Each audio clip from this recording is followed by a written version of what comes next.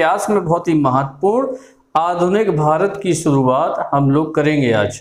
ठीक है, ये एक ऐसा भाग है इतिहास का जो हमें आने वाले एग्ज़ाम में और जो पूर्व में पूछे गए एग्ज़ाम में सबसे ज़्यादा यहीं से क्वेश्चन उठाए जाते हैं। और कहीं ना कहीं हमें सामाजिक स्थिति, राजनीतिक स्थिति को भी बहुत ही अच्छे तरीके से दर्शाता है ये अपना आधुनिक भारत। देखिए, आधुनिक भारत की अगर हम बात करें तो आधुनिक भारत का जो प्रारंभ माना जाता है वो मुगलों के अंतिम समय से माना जाता है, मुगल काल के अंतिम समय। ठीक है ना, मुगल काल के अंतिम समय में जब औरंगजेब की मृत्यु हो जाती है 1707 में, उसके बाद जो प्रारंभ होता है वो आधुनिक भारत। ठीक है, आधुनिक भारत 1707 के बाद प्रारंभ होता है। 1707 देखते हैं, 1707 के बाद बहुत सारे हम लोग 1711, ठीक है, 1711 देखते हैं, 1700 जो है 12 देखते हैं, 1712 में हम लोग बहुत सारी चीज़ें, 1600 भी देखते हैं। जब हम ये सारी चीज़ें देखेंगे तो एक विशेष प्रकार की बात हमें दिखाई देती है आधुनिक काल, आधुनिक इतिहास में, कि आधुनिक इतिहास एक महत्वपूर्ण भाग जो है एक मूल बिंदु पर केंद्रित है, वो है भारत की आर्थिक स्थिति पर।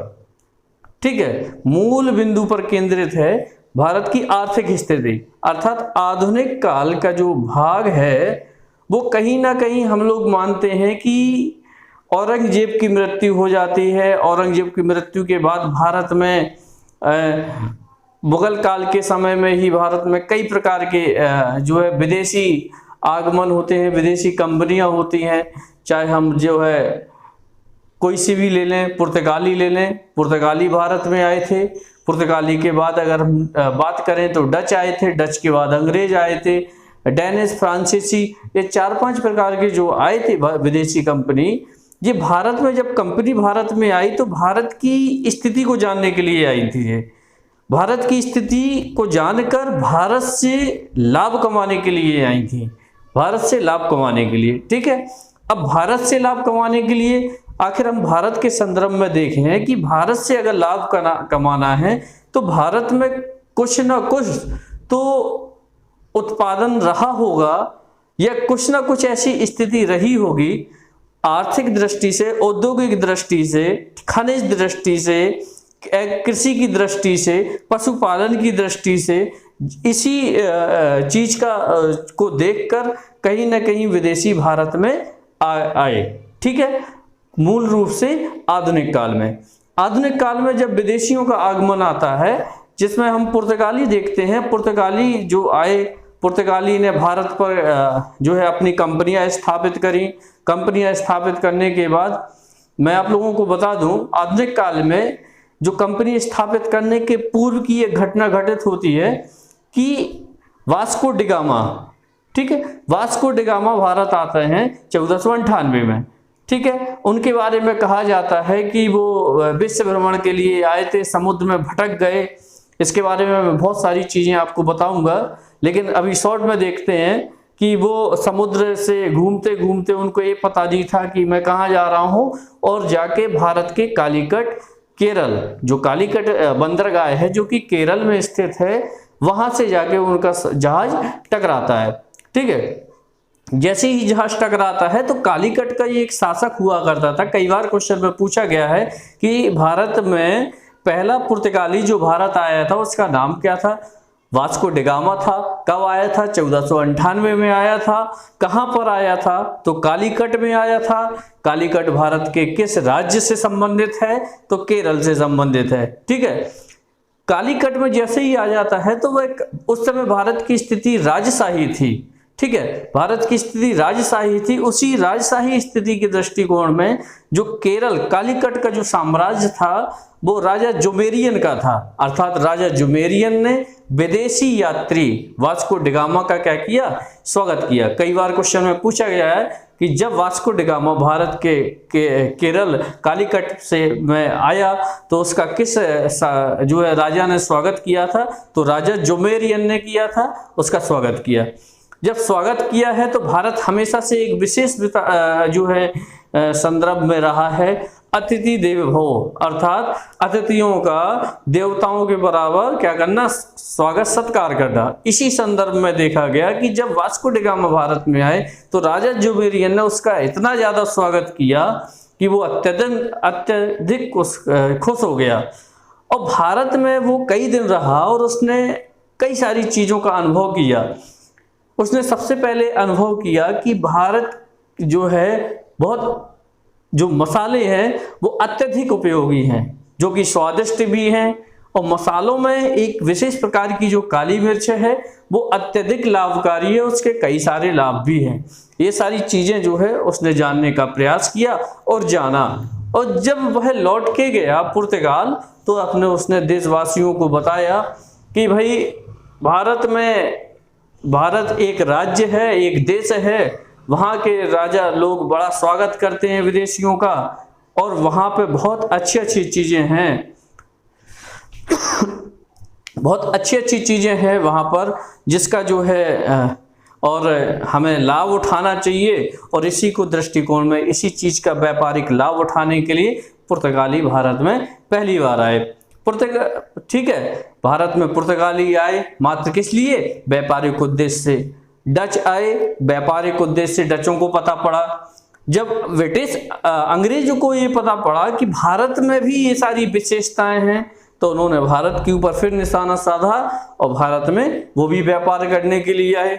डेनिश भी आए, फ्रांसीसी भी आए। जब ये पांच कंपनियां भारत में आई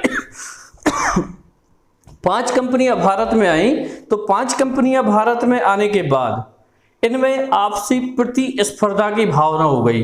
ठीक है, प्रतिस्पर्धा अर्थात हर कंपनी दूसरी कंपनी से अधिक लाभ कमाना चाह रही थी, अधिक मुनाफा व्यापार में कमाना चाह रही थी। और इन्हीं पांचों कंपनियों में जो सबसे ज्यादा शक्तिशाली मुनाफे वाली कंपनी आई वो आई अंग्रेज। ठीक है ना, अंग्रेजी ब्रिटिश ईस्ट इंडिया कंपनी ने सबसे ज्यादा लाभ कमाया। आखिर ऐसा क्या रहा कि इन पांचों कंपनियों में से अंग्रेज सबसे ज्यादा सफल हुए। ठीक है, इसके कई फैक्ट हमें दिखाई देते हैं, इसका हम अध्ययन करेंगे मुगल काल में कि भारत में अंग्रेज आए थे तो उन्होंने किस प्रकार से बात रखी थी, उनका क्या था। लेकिन शॉर्ट में अगर देखें तो भारत में जो है अंग्रेजों का सफल होने का प्रमुख कारण था उनकी नीतियां, उनकी अनुशासन शक्तियां। ठीक है, नीतियां, उनकी अनुशासन शक्तियां, चाहे समुद्री मार्ग ले लें, चाहे जो है आपका थल सेना ले लें, चाहे आप अस्त्र शस्त्रों की दृष्टिकोण से देखें। ठीक है, प्रशिक्षित सेना थी, प्रशिक्षित लोग थे, समुद्री शक्ति क्षेत्र में भी उनका काफी ज्यादा प्रभाव था। और इसी सारी विशेषताओं को देखकर कहीं ना कहीं इन पुर्तगालियों से, डचों से, डेनिश से और फ्रांसीसियों से अंग्रेज भारत में क्या हुआ, सबसे ज्यादा लाभकारी कंपनी के रूप में स्थापित हुई।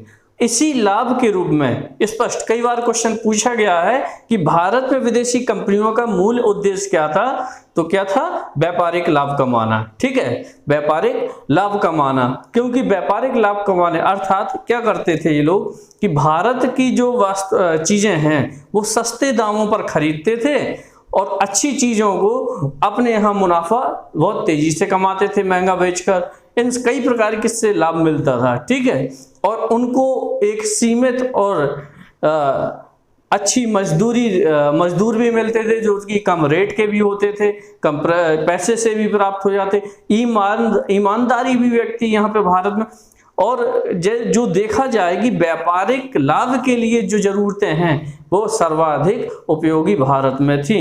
और इसी विशेषताओं के आधार पर जो हमारा टॉपिक प्रारंभ होता है कि अंग्रेजों के आधिपत्य अर्थात भारत में अंग्रेजों की स्थिति के बाद भारत की आर्थिक स्थिति पर क्या प्रभाव पड़ा।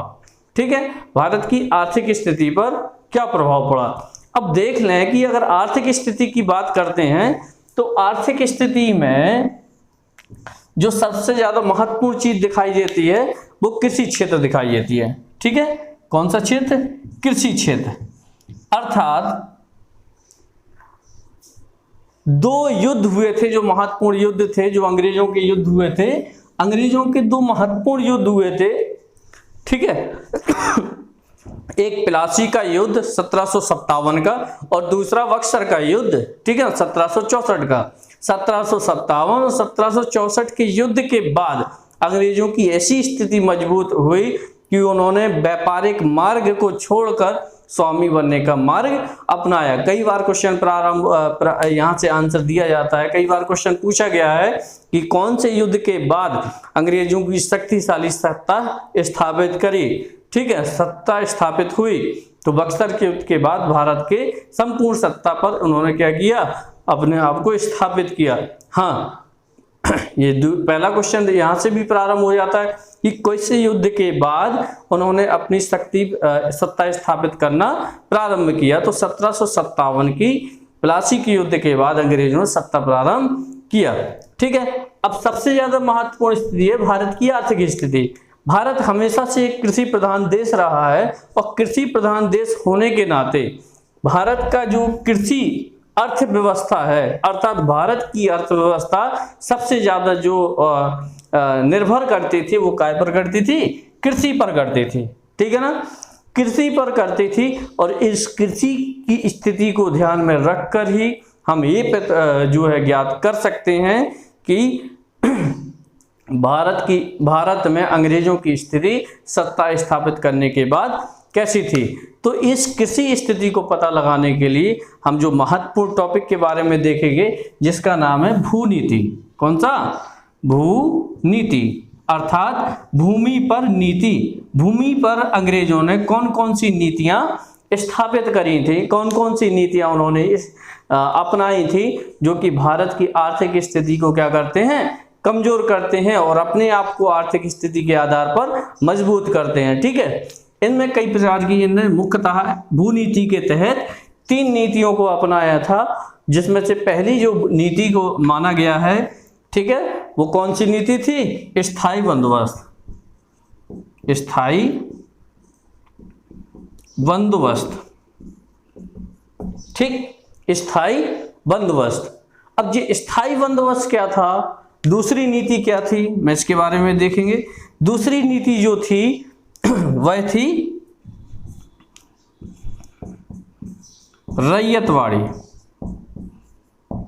रैयतवाड़ी व्यवस्था। तीसरी जो स्थिति थी वो थी महलवाड़ी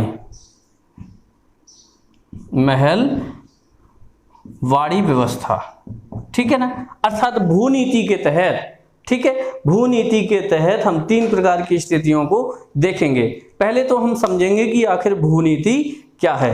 पहले क्या समझेंगे? भूनीति क्या है। देखिए, भारत में जब अंग्रेज आया तो वो व्यापार के उद्देश्य से आया था और उसके दिमाग में एक विशेष बात थी कि भारत की जो असली पूंजी है वो किस पर है? कृषि में। भारत की असली पूंजी किस में देखी उन्होंने? कृषि में। और कृषि में जब असली पूंजी देखी तो उन्होंने सबसे ज्यादा लाभ कमाने का प्रयास कहां पे किया? कृषि पर। क्योंकि भारत एक ऐसा देश था जहां उत्पादन भी अधिक हो रहा था। उत्पादनकर्ता जो उत्पादन करता थे वो सस्ते दामों पर भी प्राप्त होते थे और नगदी फसल को भी उगाने में क्या थे? सक्षम थे। और नगदी फसल उगाने में सक्षम होने के कारण ही अंग्रेजों ने इनको देखा और भारत की भूनीति अर्थात भारत की कृषि क्षेत्र को अपनाने का क्या किया? उन्होंने प्रयास किया। ठीक है, स्पष्ट आया? भूनीति, भारत में भूनीति क्या है? भारत में भूनीति अंग्रेजों ने आर्थिक स्थिति के आधार पर सर्वाधिक पूंजी किस में देखी?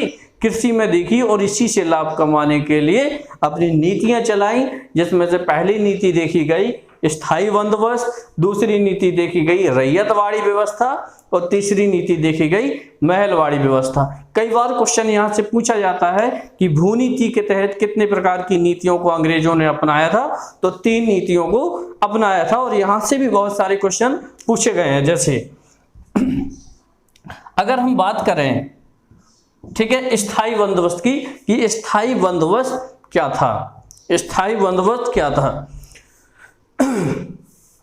स्थायी बंदोबस्त वह था जो लॉर्ड कॉर्नवालिस ने, जो, ठीक है, लॉर्ड कॉर्नवालिस ने क्या किया था, इसको स्थापित किया था। कब किया था? 1793 में। 1793 में किसके द्वारा? कॉर्नवालिस के द्वारा। कॉर्नवालिस, कई बार क्वेश्चन में पूछा गया है स्थायी बंदोबस्त कब हुआ था? 1793 में। स्थायी बंदोबस्त के जन्मदाता कौन थे? कॉर्नवालिस थे। स्थायी बंदोबस्त जो है भारत के कितने प्रतिशत क्षेत्र में था? तो 19% क्षेत्र में था। कितने प्रतिशत था? 19% क्षेत्र में लागू हुआ था। 19% क्षेत्र में क्या हुआ था? लागू हुआ था। कौन? स्थायी बंदोबस्त, ठीक है, 19% क्षेत्र में क्या हुआ था? लागू हुआ था। अब देखें कि ये क्या था, ठीक, ये स्थायी बंदोबस्त वह था जिसमें कृषि को नगदी फसल के रूप में उगाने के साथ साथ जो जमींदारों को नियुक्त किया था वो क्या किया था कि वहां से कर की उगाही करें। ये था स्थायी बंदोबस्त। अर्थात इस स्थायी बंदोबस्त को स्तंभदारी व्यवस्था के नाम से भी जाना जाता है। किस नाम से? स्तंभदारी व्यवस्था। स्तंभदारी व्यवस्था के नाम से भी जाना जाता है। स्तंभदारी व्यवस्था किसको कहते हैं? स्थायी बंदोबस्त को कहते हैं। इन व्यवस्थाओं का जो जन्मकर्ता कौन था? कॉर्नवालिस था। कब किया था? 1793 में किया था। कितने, भारत के कितने % भूभाग पर था? 19% भूभाग पर था, ठीक है।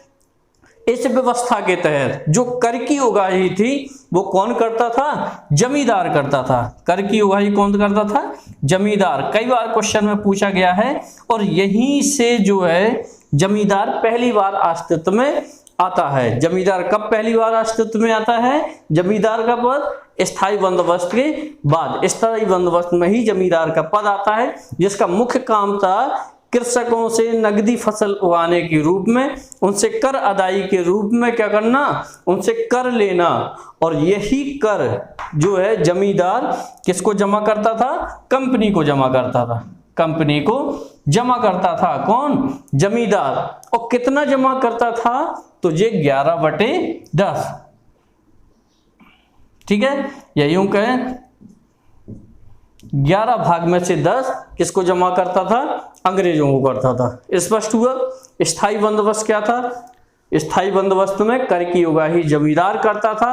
और इसमें एक विशेष बात यह थी, जो किसानों को है ये अधिकार नहीं था कि वह अपनी जो है क्या करे, जमीनों को बेचे या जमीन को गिरवी रखे, ठीक है। जमीनों को बेचने और गिरवी रखने का अधिकार स्थायी बंदोबस्त में किसानों, भारतीय किसानों को नहीं था। कर उगाही कौन करता था? जमींदार करता था।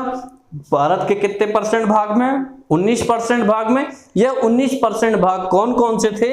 तो बंगाल था, ठीक है ना, उड़ीसा था,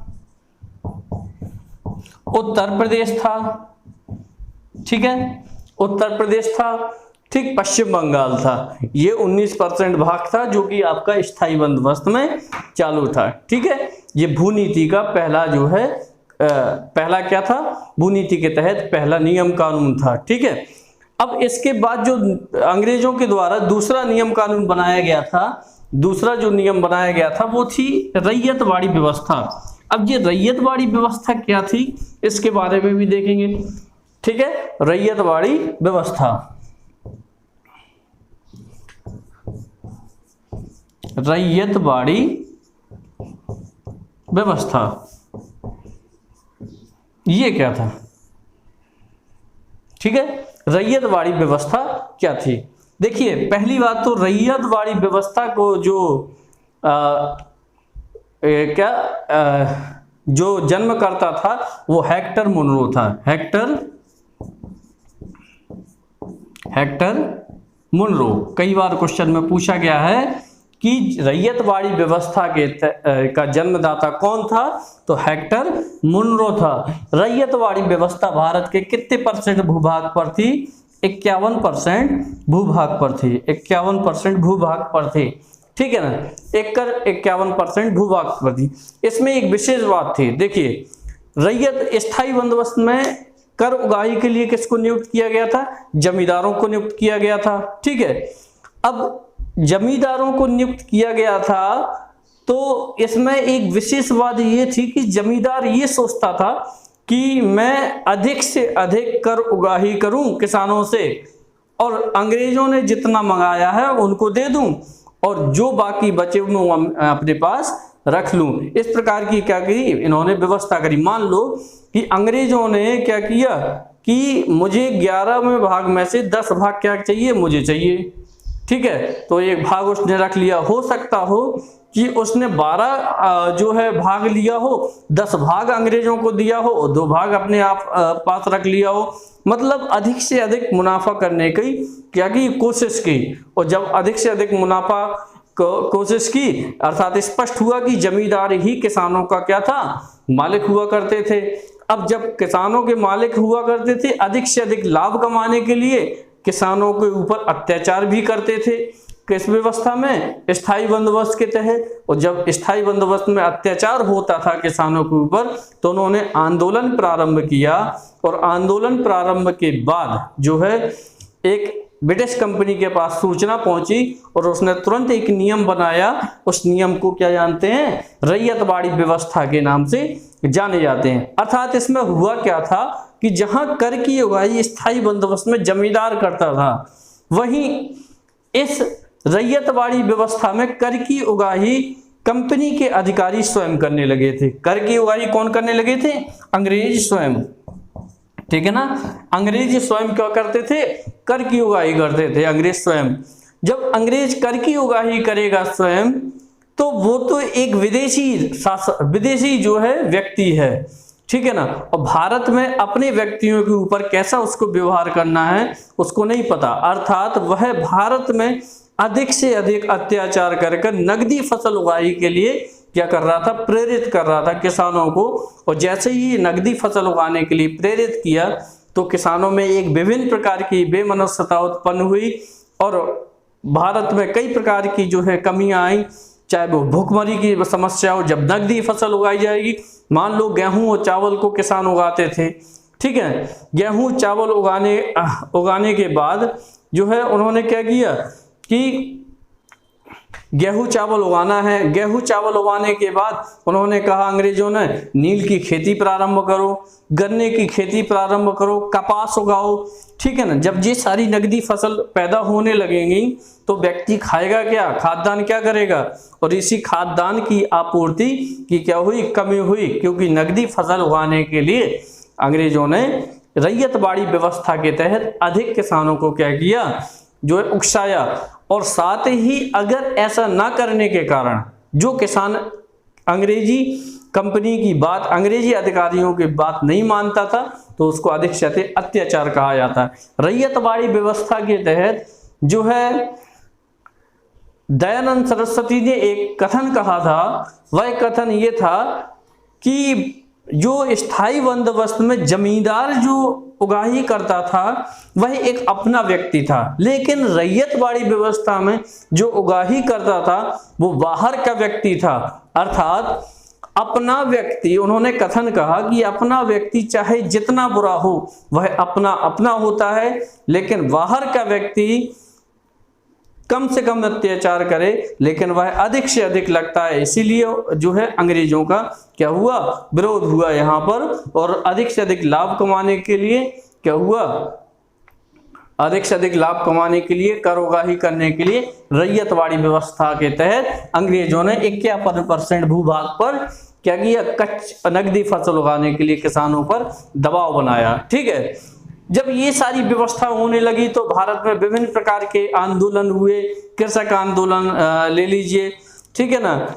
और कृषक आंदोलन होने के साथ साथ काफी विरोध भी हुआ, और विरोध होने के बाद फिर एक व्यवस्था अस्तित्व में आई जिसको महलवाड़ी व्यवस्था के नाम से जानते हैं। तीसरी व्यवस्था भूनीति के तहत थी महलवाड़ी व्यवस्था। ठीक है, तीसरी जो व्यवस्था थी वो कौन सी थी? महलवाड़ी व्यवस्था। ठीक है, महलवाड़ी व्यवस्था जो है कितने % भूभाग पर थी?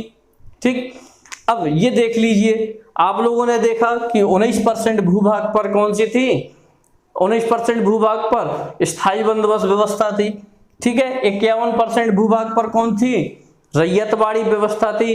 अब ये देख लीजिए परसेंटेज में जो है बाकी जो स्थिति आती है, ठीक है, बाकी जो स्थिति आती है वो कौन सी व्यवस्था में लागू हुई? वो महलवाड़ी व्यवस्था में। अर्थात इसमें किसानों को छोड़कर, ठीक है, किसानों को छोड़कर जो है महलों को टारगेट बनाया किसने?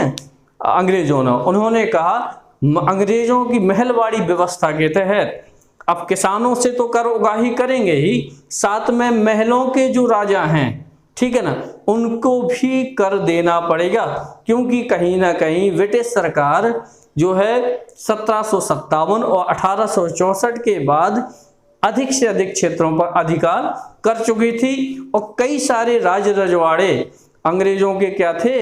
अंग्रेजों के गुलाम थे। ठीक है, जैसा अंग्रेज कहें वैसा, अर्थात सुरक्षा की दृष्टि से अंग्रेज उनकी सुरक्षा करते थे रजवाड़ों की, और उस सुरक्षा के बदले क्या करते थे?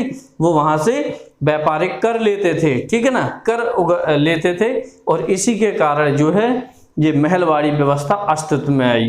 ठीक है, अब इसमें एक विशेष प्रकार की बात थी, इन व्यवस्थाओं के बाद एक कानून लागू हुआ था, कई बार क्वेश्चन में पूछा गया है, सूर्यास्त का कानून। कौन सा था? सूर्यास्त कानून। ठीक, सूर्यास्त कानून। ये सूर्यास्त जो कानून था 1793 में लागू हुआ था, 1793 में।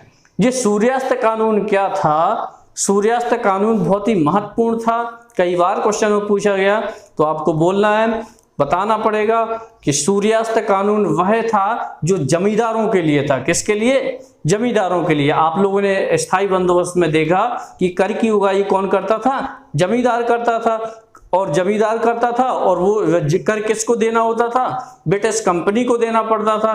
तो ब्रिटिश कंपनी को देने के लिए जो कर था उसका एक समय और डेट उन्होंने तिथि निर्धारित करी थी कि सूर्यास्त के कानून के तहत जो है जमींदार इतनी तिथि में जो है कंपनी को कर दे सकते हैं।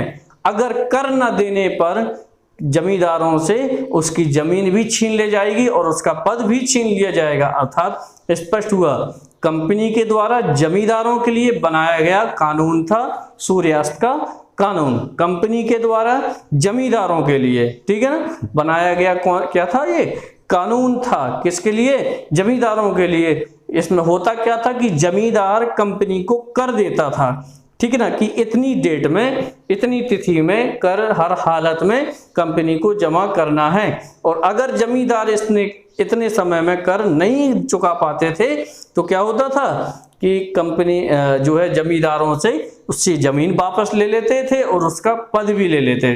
ठीक है, ये हम लोगों ने देखा भारत में अंग्रेजों की, ब्रिटिश कंपनी की प्रारंभिक स्थिति।